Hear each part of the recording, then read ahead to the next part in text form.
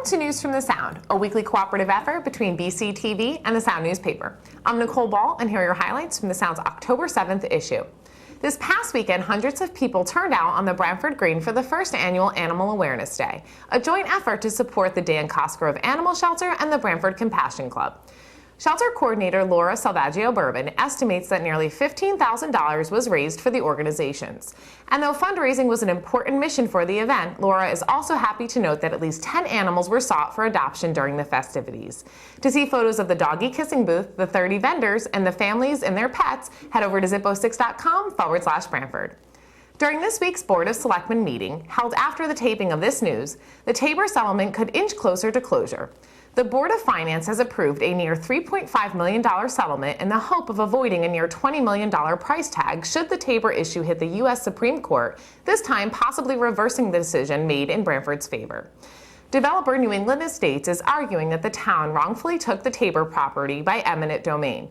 The settlement between the town and the developer would cost taxpayers an additional $935,000 on top of costs already anticipated in the 8-year battle over the property.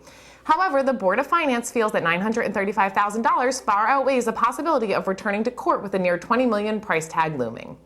If the settlement advances past this week, it will then head to the representative town meeting on October 13th for a final vote.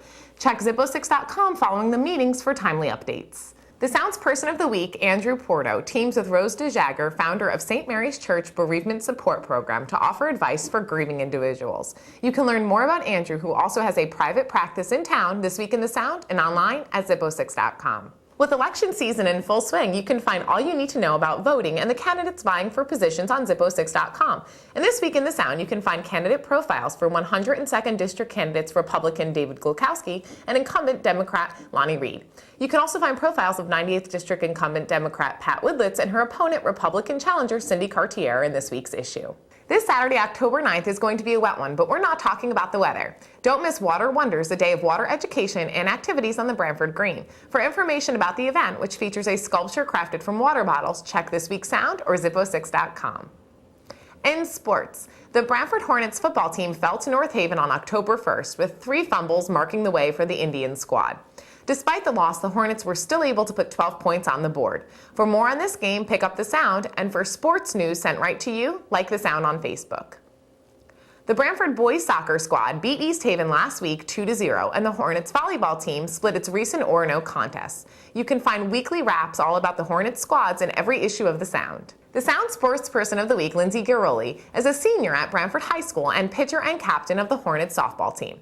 Though her pitching arm is stellar, she's recognized for her initiative to run a half marathon. That's 13.1 miles in Hartford this weekend to raise money for the Ronald McDonald House.